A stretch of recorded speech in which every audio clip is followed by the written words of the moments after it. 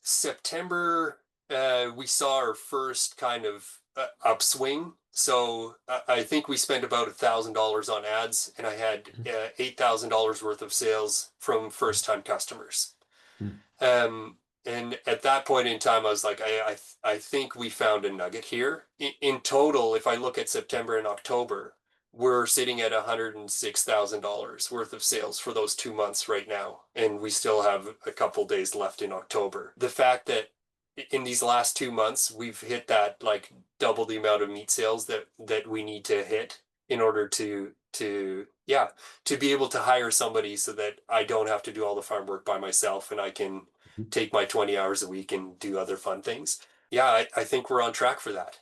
So, Mm. and like having $100,000 worth of cash back into the cash flow, like amazing, right? For the first time in years, like I had to pay the butcher today and I can pay another four butcher bills. Like send them to me. I have the cash, and like that's unheard of at this time of year. It's amazing. My name is Paul Slomp, and I'm the farmer behind Grazing Days Farm. We raise grass-fed and grass-finished cattle, and we sell the meat directly to households within like 150 kilometers of the farm. I uh, farm mainly because I'm very concerned about climate change. And grazing cattle is counter to what is in the popular belief. Grazing cattle is the only way that I know that I can actually take carbon out of the atmosphere and put it into sequester it in the soil.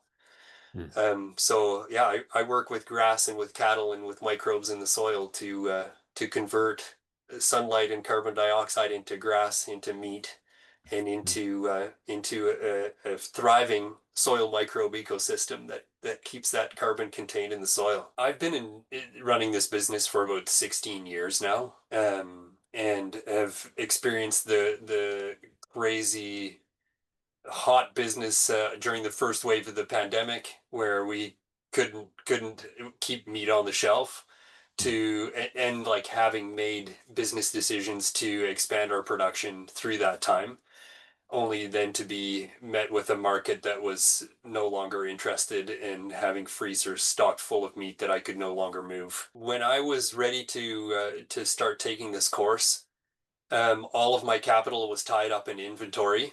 And all of the lines of credit were maxed out. All the credit cards were maxed out. And yeah, we were financially stuck. So we either needed to start moving some product and free up some of that capital or stop farming. I had hired a marketing agency about 3 years ago. They ran a bunch of ads for us. Um, I think it cost us about $20,000 that entire program with them, and I think we got two customers out of the deal. It was a very frustrating experience. It was like a black box, right? They would ask, like, we had one meeting where I kind of explained what the goal was, and then they went away and they showed me some ads at one point, and I was like, yeah, those are not the ads that I would run because like they're not in line with my values. And they're like, yeah, but we're just like gonna throw stuff at the wall and we'll see what messages work and sell things. And then they were the marketing experts, so I was like, if that's how this works, then let's do it. So that was a big failure. I have hired staff to do social media for us to like just get more attention on the farm and on our products, but nothing was really working. And then my own problem was that I was so focused on the production side and being active on the farm that sales and the marketing side of thing was always kind of an afterthought. Yeah, and we dug ourselves into a deep hole as a result. I started taking these classes in January. In December, I said, if we I do not want to buy cattle in April if we do not have this figured out. The one-on-one calls have been really, really, really great. The classroom has been really, really, really great. Daryl is a natural natural teacher of this stuff. Like it's funny, it's entertaining, and I learned it, and it was a lot of work, but I enjoyed it. the one-on-ones with Craig have been really great, to the point, like, almost too good. Like I almost feel, I almost am a little bit hesitant to move on without my crutch, Craig, you know?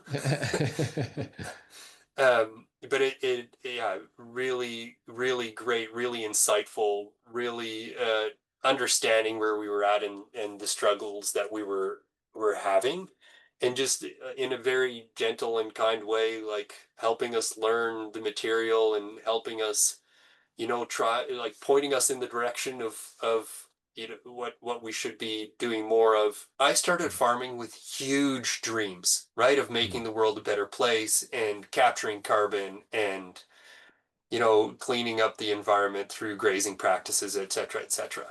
And teaching other people how to do this, and like and the vision was enormous, and every little setback, every year the vision just got a little smaller, right? And so by the time December rolled around, my vision was like, okay, I just have to make it to April so that I can make this decision, and then make the decision to keep farming. But like all of the values that led to me starting this business, all of those things, like it kind of, the vision had become so small that I lost all of those values and all of those reasons why I farm. Seeing in the community, seeing other people succeed. I'm an engineer by training, and so seeing the very logical, like, methodology, I had a lot of confidence that as long as I kept iterating and trying new things, that we would get there. There have been huge inflationary pressures since the pandemic. An increase in inflation. We saw the numbers of people buying kind of go down as a result of that, and so our business was stagnant, and our very loyal customer base is still there, but yeah, our prices were going up and our sales were slowly, like, working their way down, and I had no real idea on how to get new people into the business. I spent all of last summer consuming thousands of hours of YouTube videos about what to do, right? And like, do you start a YouTube channel? Do I actually um, do Facebook posts and Instagram posts like multiple times a day? Um, do I start advertising on Google? Like, there are just so many things that I could be doing. And I didn't really have the expertise or the desire to do any of it. And I think your ad was forwarded to me by somebody, which basically describes exactly that situation, right? Like, I have a problem of selling things, and I'm surrounded with 101 things that I could do. And the more people you talk to, the more ideas get added to the pile, and they all seem reasonable when you talk to the people. Um, but I'm so grateful I took the course, because fundamentally, I I farm. Like, my day is so full with production and looking after livestock. What I really appreciate about the paid advertising piece is it's predictable, right? Like, I can earmark a day every 2 weeks to make a bunch of videos, another half day to edit them, and then I can go on and live the life that I'm living without really, like, just putting them out there and letting Facebook do its thing. I am so grateful that I don't need to dedicate my life to posting every half hour about all my feelings and and the farm, etc. I think this course has given me the confidence to get out the video camera and to create some videos, and yeah, and put our message out there. And really, like, the message we're putting out there is the same conversation I've had with anybody who's ever come to the farm. You know what I mean? There's nothing special about it. It's just Yeah. uh yeah, I now know how to take that one-on-one conversation that I have with the people on the farm into the internet, into a place where people who will never come to the farm, or who have or who've never heard of the farm, where I can reach them and have that same short message, and they engage with questions and other things. I think that this process gives access to eyeballs that I couldn't have dreamt of accessing before. Before, I always thought Facebook and advertising online was like a bit of a black box, and I needed some kind of expert to do that for me. But Mm. it really isn't that difficult. Mhm. And it, especially like I'm a bit of a tech, like a video making and audio making Luddite. I'd much rather be out in the field with the cattle. Mhm. If someone like me can do this, like if you have any experience like making a video and sharing things with friends, like you'll be way far further ahead than I ever was.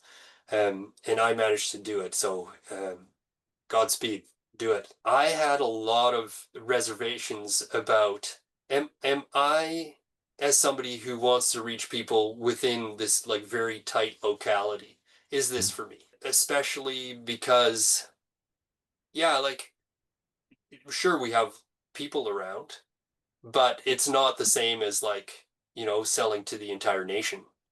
Mm. Our product is frozen, and like the whole logistics around shipping our product nationwide is very challenging. And so the skepticism or the doubt that I had about this process is whether or not we'd be able to find enough people within the locality that were interested. Mm. Um, and I've been very pleasantly surprised. Mm. And anybody who's in a similar boat to me that's watching this, uh, yeah, even if you're a brick and mortar store and you're selling online, but to a very small location, there are people in the community that will not have heard of you or will never see you in real life that you can tap on the shoulder through this process. That most likely will become very loyal customers. They just don't know that you're out there. Good things don't come cheap. Mm. And at the end of the day, like uh, we're all entrepreneurs here, right? We're Mm. not like uh, yeah, going deeper into debt and investing in things that really show promise is what business is all about. And Mm. I had a lot of confidence in this process. I'm so grateful that For Good Profit is out here. And Mm. like I said, you saved this business.